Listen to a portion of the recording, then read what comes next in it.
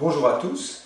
Botticelli est particulièrement à l'honneur cet automne à Paris, grâce à l'exposition du musée Jacques Marandré. Botticelli, artiste et designer. Alors, le titre peut surprendre un peu, artiste on voit bien pourquoi, designer ça semble un peu commercial, un peu décalé, un peu anachronique.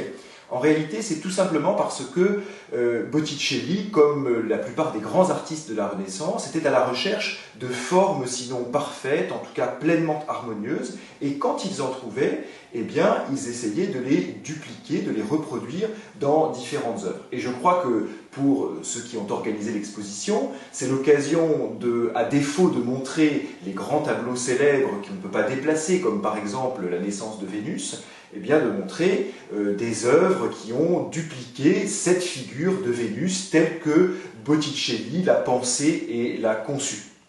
Quand on voit une œuvre aussi comme la naissance de Vénus, eh bien, c'est une œuvre toujours un peu compliquée, un peu complexe à expliquer, plus encore peut-être avec le Printemps de Botticelli, une œuvre très célèbre également. Et je crois que c'est l'occasion de réfléchir à trouver du sens dans la complexité. En regardant des tableaux, c'est aussi cela que l'on apprend, on prend du plaisir à les regarder, mais quand on approfondit le sens, alors on déchiffre ce sens dans la complexité.